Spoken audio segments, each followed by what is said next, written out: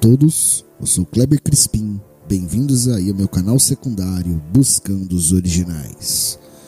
Bem pessoal, hoje eu vou trazer aqui um breve estudo, o vídeo deve sair curtinho, que fala sobre as halahás, que é o conjunto de leis e costumes que regem o judaísmo, e também quais as diferenças entre halahá e mitzvot, que são as leis do Altíssimo na Torá. Ou seja, trago esse título apenas por curiosidade. Nós vamos dar uma analisada nesse texto do estudo de hoje e ao final aí vou deixar aí a minha impressão pessoal sobre o assunto, ok? Então, sem mais delongas, bora pro estudo, pessoal. Halahá. Entende-se por halahá o conjunto de leis e costumes que regem o judaísmo.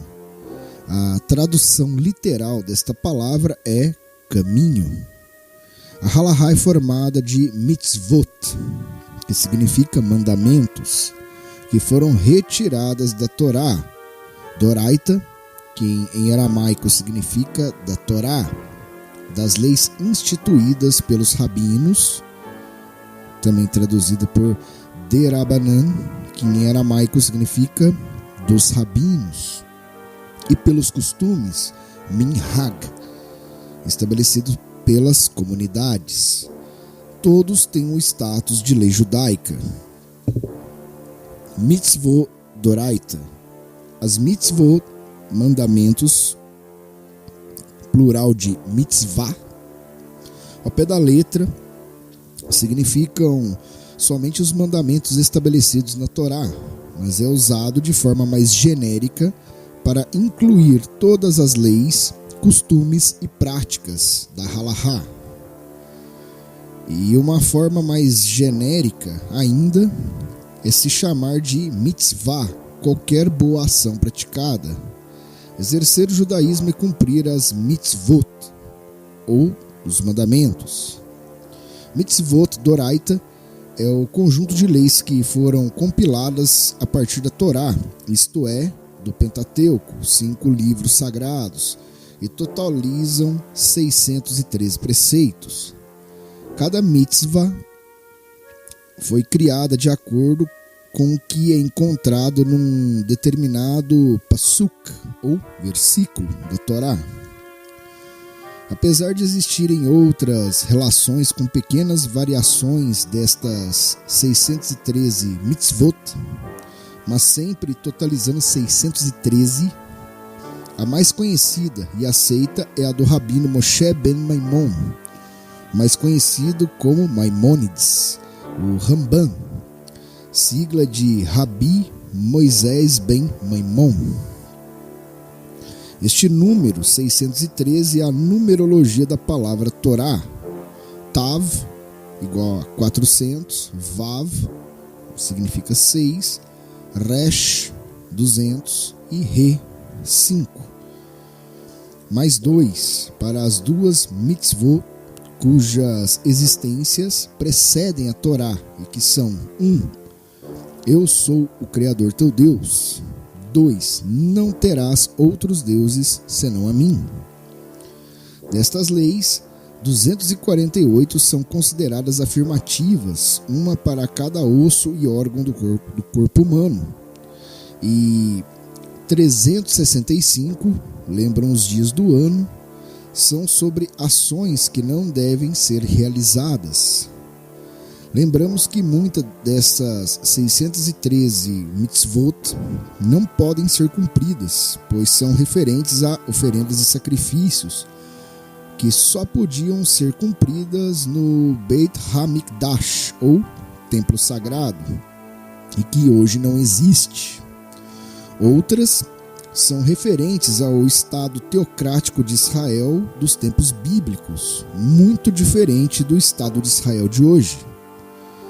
As leis agrícolas só se aplicam dentro do Estado de Israel e outras mitzvot só se aplicam aos Kohanim e aos levitas. Ou seja, pessoal, cabe aqui uma breve pausa. Aqui só essa afirmação, já cai por terra aquela famosa frase tatuada na boca das pessoas que dizem que a partir do momento que você estuda e quer praticar a Torá, são 613 preceitos, se você cumpriu um, você tem que cumprir os outros 612, ou seja, isso é ignorância quem afirma uma coisa dessa, ignorância de quem não estuda Torá. Ou seja, continuemos aqui, pessoal. O rabino Israel Meir of Radin, mais conhecido como Shafet Chaim, identificou 77 mitzvot positivas e 194 mitzvot de ações negativas que podem ser observadas fora do Estado de Israel de hoje. A relação das 613 mitzvot se encontra em diversos sites da internet. Mitzvot de Rabbanan são as leis criadas pelos rabinos. São também chamadas de mitzvot, apesar de não fazerem parte das 613 mitzvot doraita vista acima. São normalmente divididas em duas categorias, Gezerá e Takaná, sendo que alguns consideram o Minhag como uma subdivisão das mitzvot de Rabbanan. Uma Gezerá, que literalmente significa cortar, é uma lei criada para evitar que as pessoas violem acidentalmente uma mitzvah da Torá. Alguns chamam uma Gezerá como a cerca em torno da Torá. Por exemplo, a Torá nos ordena não trabalharmos aos sábados. E uma Gezerá nos ordena nem mesmo manipular um instrumento para realizar um trabalho proibido, como por exemplo segurar uma caneta, dinheiro, ferramentas e etc. Pois alguém segurando alguns destes instrumentos poderia esquecer que está no Shabat e fazer algum trabalho proibido. Um Takaná, que significa reparar ou corrigir, é uma regra não relacionada às leis da Torá e que foi criada pelos rabinos para o bem-estar público. Por exemplo, a prática da leitura pública da Torá aos Shabats pela manhã, segundas e quintas, foi instituída por Moshe, mas o Talmud, segundo Bava Kama 82a, nos ensina que na época do Segundo Templo, Ezra acrescentou essa leitura aos Shabats à tarde, além de instituir que 3 pessoas fossem chamadas à Torá para serem lidos um total de pelo menos 10 versículos.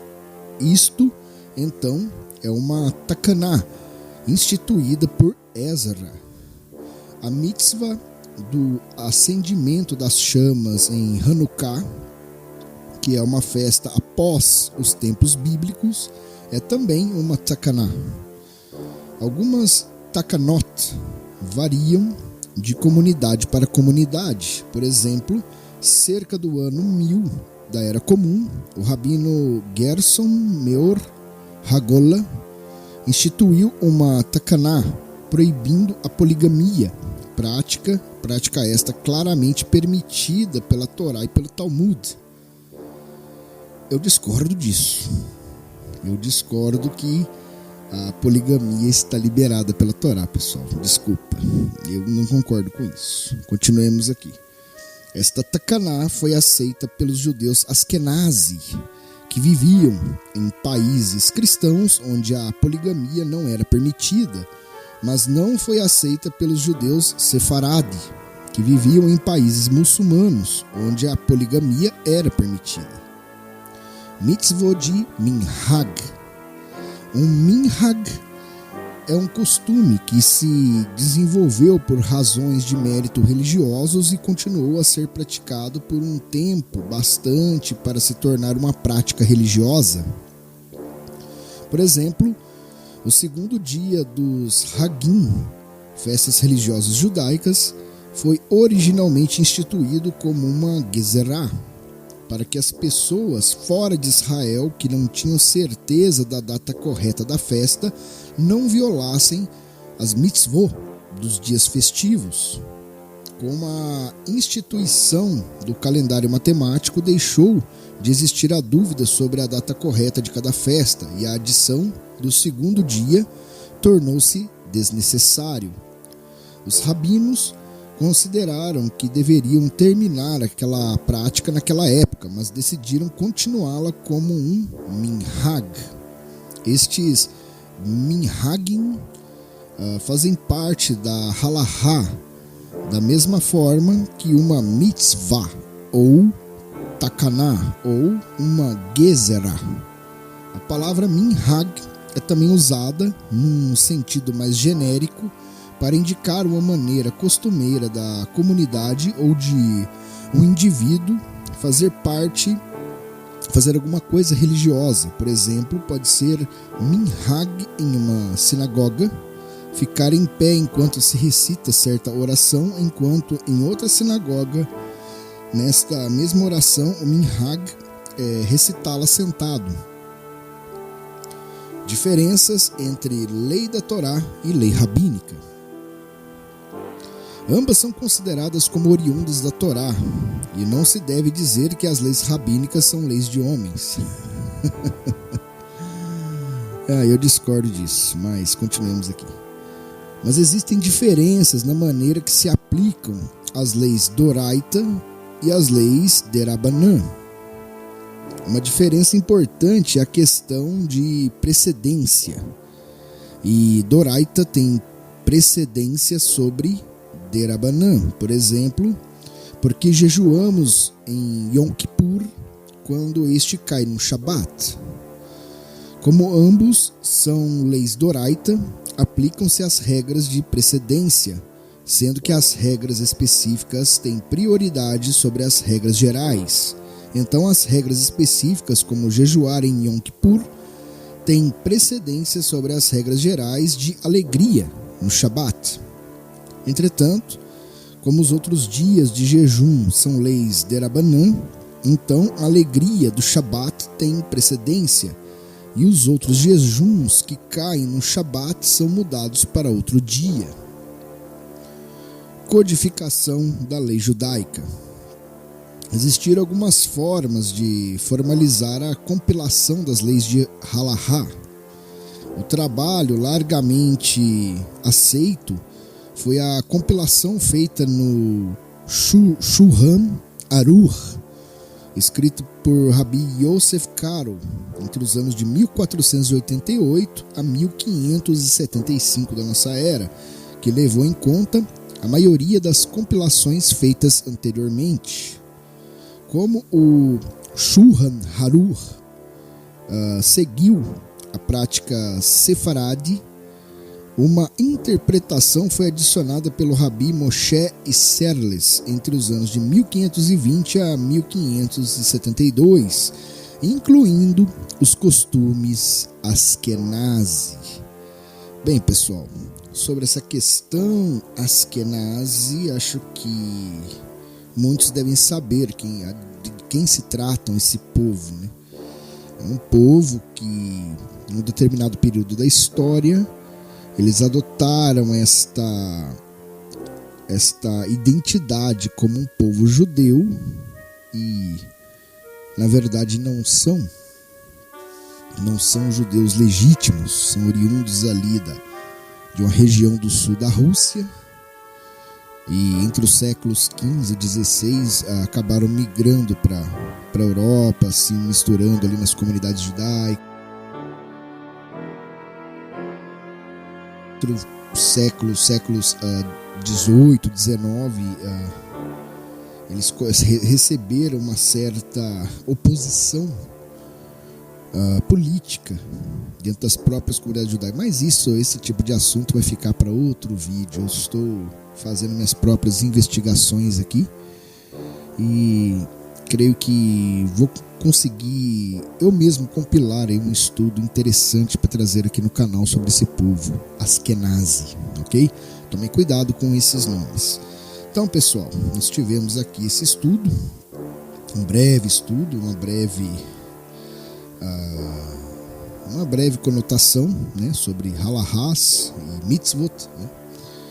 Bem, qual que é a minha opinião a respeito disso? Eu acho que devemos respeitar o que está escrito unicamente. Devemos respeitar a vontade e as leis do Altíssimo, aquilo que está escrito na Torá, e nos profetas, e também na Brit Hadashah, chamado Escritos Nazarenos, que é atualmente conhecido como Novo Testamento.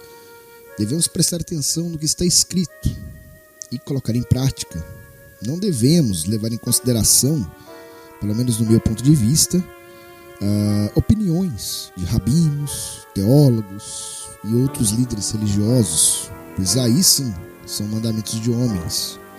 Da mesma forma que os rabinos insistem em bater o pé e dizer que as halahás ou leis rabínicas não são preceitos de homens, da mesma forma os teólogos cristãos falam a mesma coisa acerca aí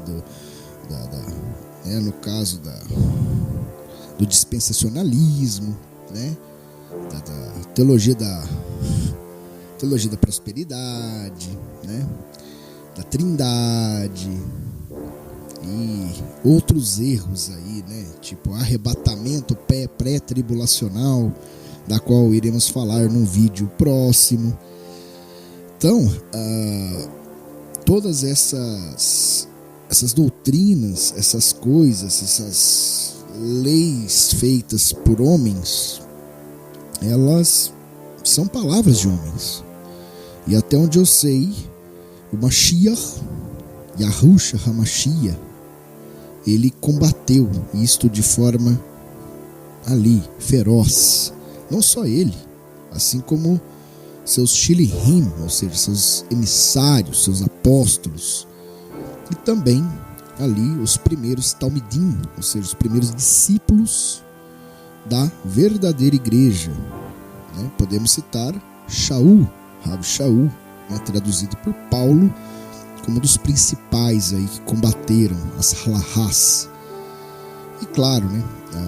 Esse combate às halahás do passado, lógico, teve toda a sua dialética distorcida e chegou ao nosso tempo causando o racha, né, entre o que eles chamam de lei versus graça. Porque eu estou na graça, não estou na lei, blá blá blá, e toda aquela coisa. Enfim, pessoal, espero que essas informações sejam edificantes para todos vocês. Estou trazendo aqui durante esses estudos. E claro, tomem cuidado com as halahás, pessoal. Continuo afirmando. Geralmente eu trago esses tipos de estudo. Às vezes são estudos que eu não concordo em 100% com o que está sendo dito. Claro, o que eu não concordo eu coloco às claras aqui, para que depois não hajam distorções dizendo que eu estou defendendo ponto A ou ponto B. Mas o que eu tenho tentado fazer com esse canal é justamente isso, alertá-los sobre os enganos que vêm através dos homens. Então é isso, pessoal. Eu vou ficando por aqui. Agradeço aí aos novos inscritos do canal. Agradeço a todos que vêm acompanhando os estudos, ouvindo, assistindo, e principalmente aqueles que, né, em segredo, têm me dado o benefício da dúvida e têm por si só, né, corrido atrás, tentado de certa forma buscar a verdade, buscar os originais, né, me dado o benefício da dúvida. Pessoal, agradeço a todos vocês de coração. Então, vou ficando por aqui. Que o Altíssimo, Yahuwah Tsevaot, abençoe a cada um de vocês e aos seus respectivos lares. E que a luz do Mashiach, Yahushua HaMashiach, esteja sempre com vocês, lhes dando um norte, um direcionamento, dando a vocês aí discernimento e, claro, dando a vocês, né, dando a vocês entendimento das separadas escrituras. Então é isso, pessoal. Eu vou ficando por aqui. Muito obrigado a todos e até o próximo vídeo.